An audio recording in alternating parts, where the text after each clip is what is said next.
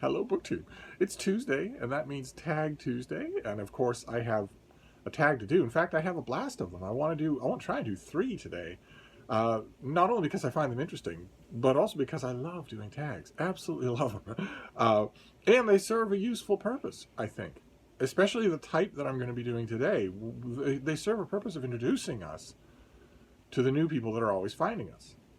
That's important to do, rather than, because if you have a channel, if you make, let's say, 4,000 videos, you're going to accrue a certain patois of in-jokes and references and whatnot, and that's okay. In fact, that's great. That helps to bind a community together, but you want to leave it open to new people as well. So there'll be quite a bit of information in the tags that I want to do today that those of you who have been loitering here for years will know already. But this first one that I want to do is the S to Z tag. Which is from Jim's Books, Reading, and Stuff. And it's, as you can tell from the title, the culmination of his alphabetical tags. And this one is just the end of that. I've done the first 2, and now it's the last one. And we'll start with the prompt S. S is for science fiction. What is your favorite science fiction novel? A brutal, brutal question, along the lines of the brutal questions that have existed in the previous 2 versions of this tag. And I, of course, gave it a lot of thought, because I don't know, for instance, how many times I have read 20,000 Leagues Under the Sea. I really don't know how many times I've read it. And I am second to no one in my love of Frank Herbert's novel Dune, for instance. But I think probably for me, the number 1 choice would be Startide Rising by David Brin. Who's a trained scientist, but unlike so many trained scientists, really knows how to tell a story, has a great grasp of narrative. And Startide Rising is a story set in the future in which humanity is sort of a mongrelized lesser step cousin in the vast federation of super sophisticated alien races. Mankind has only recently joined that group and is still considered kind of a poor cousin. And a human starship makes an incredible discovery, a desiccated, mummified body that may, if everybody's intuition proves true, upset the whole origin myth of that larger galactic comedy. And none of the alien races in that comedy want that narrative to be upset. And that causes not only an existential crisis, but also a chase. There's a chase narrative. And probably the thing that makes the book most interesting to me is that the starship in question, which becomes the locus of all our main characters, has a multi-species crew. Humans and a chimp and dolphins are all part of Streaker's crew. So I found that just fascinating. I read the book when it first came out as a mass market paperback. Long before it swept all of the science fiction awards, I read it and thought, this is going to sweep all the science fiction awards, and it did. And then I intentionally left it alone for a while. I read the sort of prequel, Sundiver, but I left Startide Rising alone for a while, and then I went back to it with Butterflies, wondering if maybe it wasn't going to please me as much, and it did. It always has. I think it's absolutely scandalous that there is no paperback of Startide Rising that you can go into the bookstore and buy. Absolutely scandalous that science fiction readers won't know this thing exists unless they go looking, unless they go hunting around online. They won't. Maybe that's all they do anyway. Maybe I'm underestimating them. But for me, it's going to be Startide Rising. Then the next prompt is, of course, T, and T is for trope, tag, and many other things. You can create your own prompt for T. And for me, for now, I'm going to say translation. Books in translation. Because I've been reading quite a few of them lately. And it's been raising all the old questions that we've encountered on this channel a million times about translation. Specifically about the 2 aims of translation that are so often at odds with each other. The one being line by line, even word by word accuracy, so that you as a reader, let's say a reader who doesn't read the original language, is going to have a sense that you are reading what the author wrote, versus the sense of conveying the feel of the book, the gist of the book, the wonder of the book, which often translators will tell you cannot be done by observing the first part, by observing the first philosophy. That if you translate something literally, it's going to be gibberish. And if you translate something even close to literally, it's still going to be the thing that will be lost if you do that, say so many translators, is the precise magic that makes a thing immortal, that makes you want to translate it in the first place.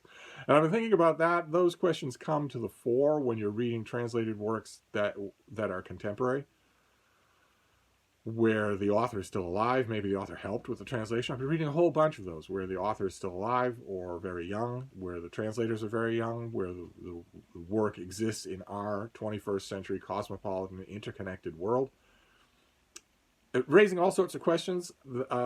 Almost, if I were the type of creature that did this, almost a think piece on translation in the age of Google. But that is my sort of broadening answer to this T prompt, is to let you know that I'm thinking about translation. I'm thinking about what that is in books, and I always wonder what you think on that subject.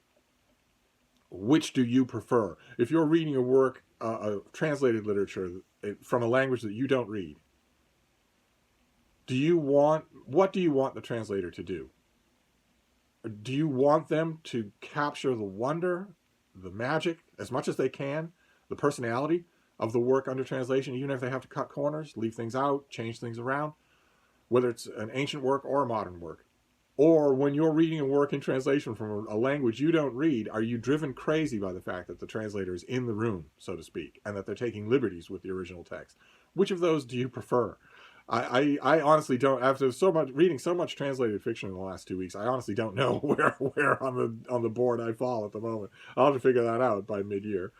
The next prompt is U. U is for unicorn. What is your favorite mythical animal? And for me, it's a fictional character. It's a fictional character named Arnie Vinnick. Those of you who are familiar with the television show The West Wing may remember the name of Arnie Vinnick, played by the great actor Alan Alda. Late in the show, after the focus has moved away from President Jed Bartlet is in his second term. It's obvious that he's not going to have a third term. And so the main narrative at the end of The West Wing becomes the gearing up of the presidential campaign to see who will take the Oval Office. Will it be a Democratic candidate, in this case played by Jimmy Smits, or will it be a Republican? In this case, played by Alan Alda, Arnie Vinnick. And Arnie Vinnick is described in the massive arc of that season. Just terrific viewing. If you haven't seen The West Wing, I would advise to start in the very first episode when when the president's bike ride comes to a sudden arboreal stop, and go straight to the end. Just go straight to the end. I don't even know if The West Wing is on Amazon Prime or Netflix or something like that, but wherever it is, you probably subscribe.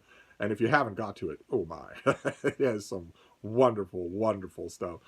Those of you who know me really well, or who know me in real life and have been trapped watching The West Wing with me while drinking, will know already the one scene in the whole run of the series that is my favorite, hands down. I'm rather predictable when it comes to that sort of thing. And there's one scene that does it for me every time. But Alan Alda's performance as Arnie Vinnick is great. And the reason why I list it as a mythical animal instead of just a fictional one is because Arnie Vinnick is intentionally crafted by the show's writers as the kind of Republican that is mythical. The kind of Republican that he is crafted as virtually does not exist in the real world anymore. If the closest you can come to Arnie Vinnick is Mitt Romney, you're in big trouble. So I'm going to say Arnie Vinnick, and I'm going to double this as an opportunity to recommend The West Wing if you haven't seen it. What I wouldn't give. Again, as I've said before, I've said this when talking about writing before, what I wouldn't give for a West Wing novel. A novel of Jed Bartlet's 2 terms in office, that knows the end of the story, that knows all the dramatic highlights and lowlights of the story, and that is going to take a step back and then write that story. What I wouldn't give to read such a novel. I know there's tons and tons and tons of fan fiction on, for instance, fanfiction.net, but so much stuff of fan fiction online is just about pairing characters. It's just about shipping. It's not about telling any kind of dramatic story. What I wouldn't give for somebody with the writing chops and maybe even political experience to say, okay, it's now 2021, it's a full 2 decades after the Bartlett administration, and Sam Seaborn is writing his memoir of his time in the Bartlett administration. That, and just make it a meta book where you get that. I would love that, but that hasn't happened yet. Then V is for Violet. What is your favorite Violet book? And I didn't quite know what a Violet book was, so I'm picking an author, Violet Trefusis, who's best known probably today as a footnote in the story of Vita Sackville West, as a lover of Vita Sackville West. But Violet Trefusis wrote a huge amount in her life, fiction and nonfiction, and I think it is unbelievably underrated. I think it's really, really good. It's certainly, her novels were very popular. Readers loved them. I love them. And her nonfiction as well. I think she's probably entirely gone from the literary marketplace, and certainly from the literary conversation. And I think that's a real shame. And I don't know how much of that is due to the fact that she largely gained notoriety as some other writers love her. That just seems to me to be so wasteful and dismissive. So I will be using this as a prompt to recommend her. There's a lot of Violet Trefusis that's free on places like Project Gutenberg. Give it a try. Try a novel. See if you like it. The next prompt is W. W is for why. Why, if you have a Booktube channel, why did you start it? I started my Booktube channel mainly at the urging of 2 other Booktubers at the time, Chris Rhodes and Giselle Bradley, who went on to become Giselle Rhodes. They went on to marry. They had Booktube channels at the time, and somehow or other, I'm a little bit unclear as to how, I admit, somehow or other I became in contact with Chris. Probably I just left a series of friendly comments on his videos, and probably that was all it took.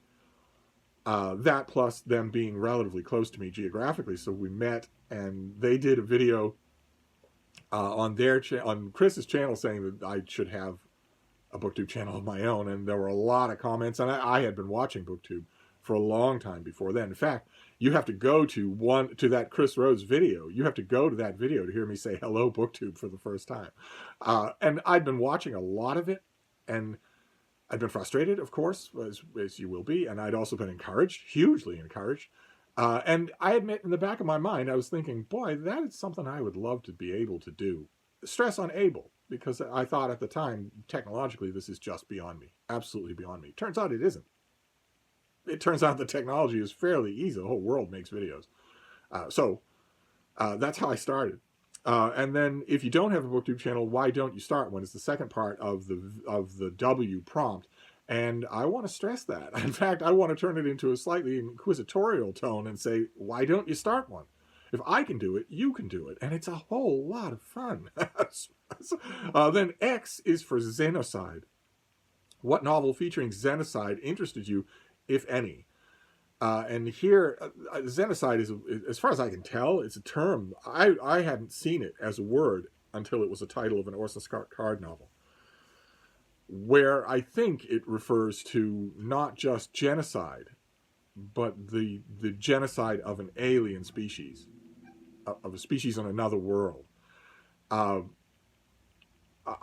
think. I'm not really sure about that, and the more I thought about it in the context of this prompt, the more I thought, well, all genocides are genocides of alien species, so I'm just going to use it in the terms of genocide, or attempted genocide. Since, you know, as has needed to be pointed out in the last year, the fact that a genocide doesn't wipe out every single of its intended victims doesn't mean it wasn't a genocide. David Starkey, the blowhard British historian who has a million books on the shelf of every used bookstore in the world, and who was a familiar, invited on documentary talking head for two decades as an authority on, for instance, the Tudor era, recently got as canceled as an eminent figure like him can be by saying just that, by saying that if a genocide has any survivors, it's not really a genocide. I want to stress that that's not true. And of course, the example I have in mind here is an example of that. And it's a book called Wolf Nation by Brenda Peterson, which is in large part about the campaign in the United States a century ago or more to eradicate the wolf from the lower 48 and the horrific details of that campaign. So I don't know. I can recommend the book because it's beautifully done, but boy, oh boy, is it tough reading. So be prepared if you're interested in that subject. And then Y is for YouTube. Apart from Booktubers, what YouTube channels do you like to watch? And here, Jim's Books, Reading, and Stuff says you have a maximum of 3.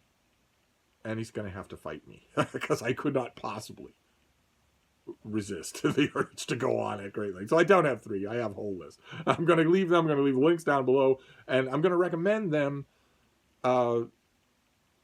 first and foremost in the context of you already being interested in their subject matter. Because on this channel from time to time, my battered, beaten old friend Deb has appeared.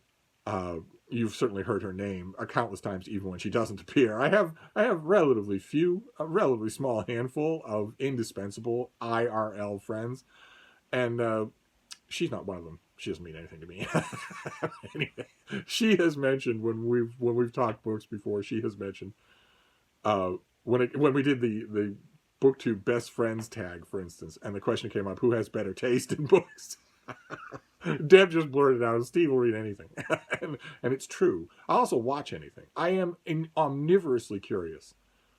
And when I encounter something, it doesn't take much to attract my interest. And when I do, all of my interest bears down on it. So, and I recognize that the people who have a lot more demands on their time probably can't afford that luxury. So I'm going to leave a list of all the links here just in case, but I'm not assuming that you will be interested in all of these different subjects. The first one is TechWiser, a tech channel, very smart young guy who I love. Those of you who watch this channel know I have a sweet tooth for learning about tech, and for buying it, for buying pieces of tech, which is really bad. You shouldn't do that. Learn all you like, sure. In 2021, I have adopted a different policy, a different sort of philosophy towards tech.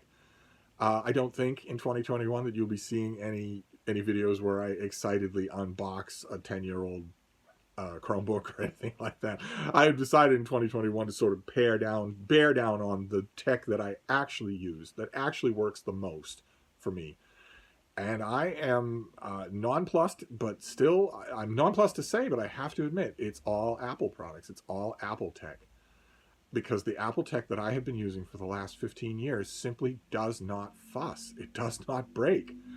Except for dramatic exceptions. I had an iPhone 7 that just turned into a brick. Just refused to work. No idea why. But the iPhones, the iPads, and the MacBooks that I have used over the years are incredible.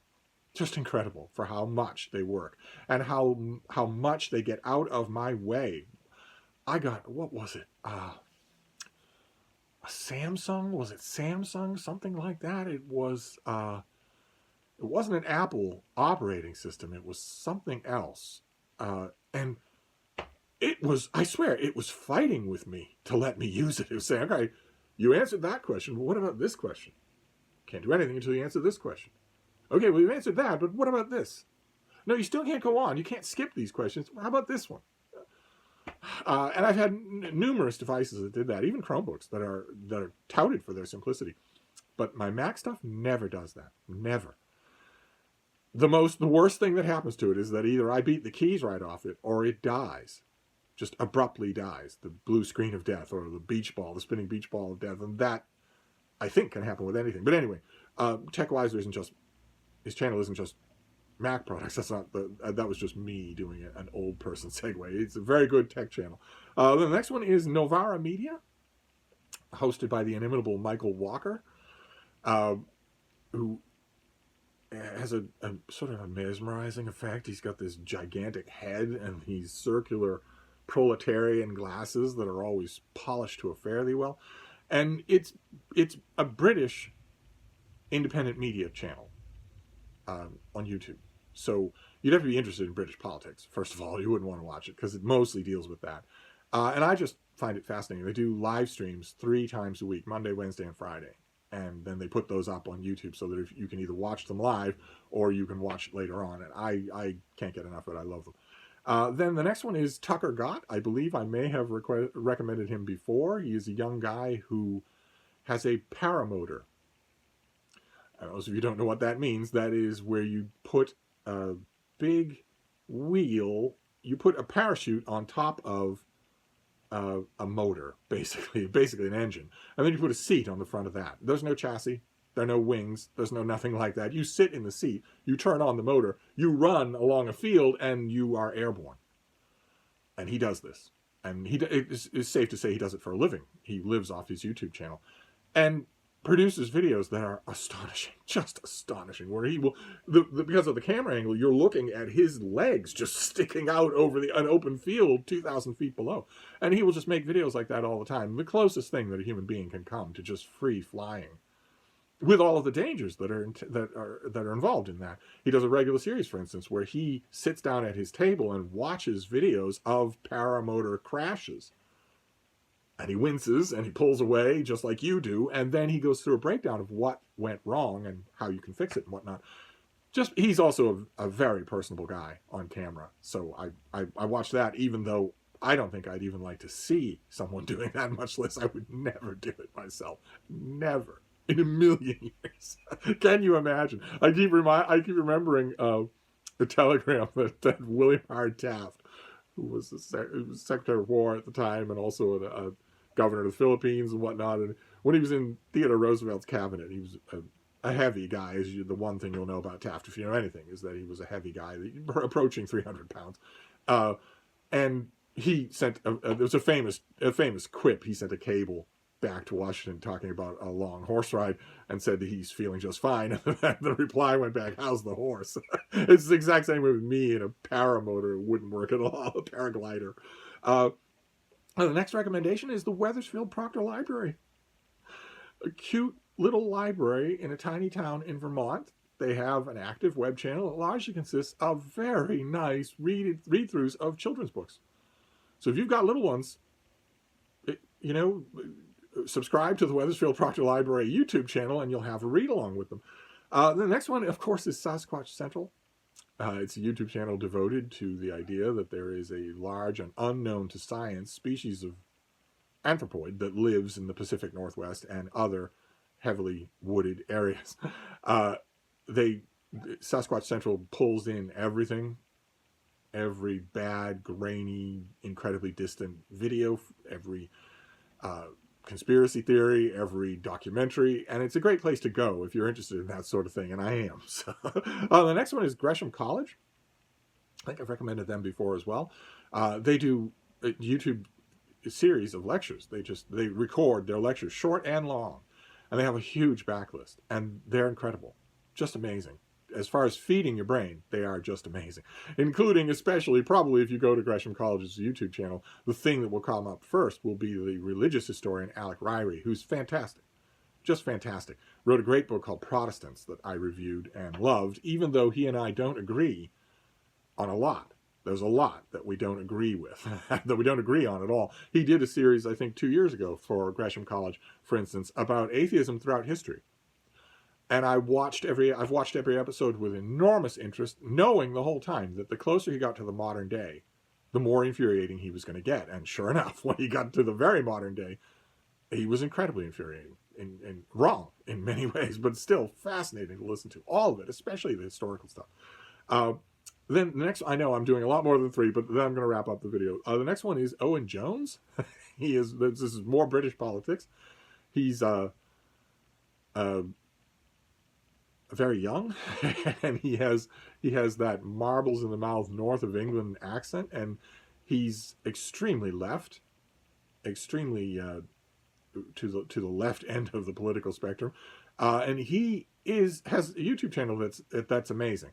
His live streams are fantastic. He also does a series of almost documentary summaries of certain subjects. The progress of COVID in the UK, for instance. The nature of COVID deniers in the UK. Individual discrete videos that don't have any guests and that are just, you can tell they're deeply researched and carefully written, and he just presents them. I don't really know what to call them. They're not polemics because they read more like documentaries, but they're amazing. So if you go to his channel and you see a lot of interactive stuff on the minutiae of British politics and you think this doesn't interest me, hunt up one of those. Hunt up the one he did on the British government's response to COVID-19. and you'll see what I mean. Then we're almost done. Next we have Rose of Dawn. I think I've mentioned her before on this channel. She's a trans activist and trans issue channel, and she's fantastic, funny, incredibly smart, and also a breath of fresh air. If you are, for instance, in America and you watch, even to keep a wary weather eye on the trans discussion, on trans issues, you will probably have the feeling that a lot of it has tipped over the border into frothing mania, and that a lot of it doesn't make any sense at all. And you'll be wondering, okay, well, I know that trans people exist, and I know, obviously, since I'm not a monster, I know that they are worthy of all the same civil and social rights that everybody else has. But a lot of this seems really weird. A lot of this seems like people trying to push a political agenda rather than talk about a personal reality. If you have ever had that feeling that, I don't know where to start with all this, I don't know what of it makes sense and what doesn't, go to Rose's channel. Go to Rose of Dawn and start there, because she is, above all, sane. And that's a breath of fresh air. And the last one that I want to mention here is the Dodo. There's so many more channels I could talk about. Well, let's just talk about the Dodo. A lot of you will know it. A lot of you have seen clips from it, even if you don't know what it is. It's a YouTube channel devoted to making you feel good about animals.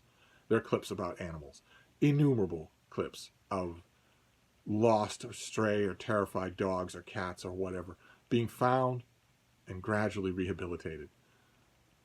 Injured wild animals, birds or bats or kangaroos, that you see a glimpse of them injured, you get told a little bit about what went into their rehab, and then you see them gradually being brought back to themselves, away from panic, away from trauma, towards happiness. They never fail to make you feel good. Oh my God, if you have been doing the YouTube equivalent of doom scrolling,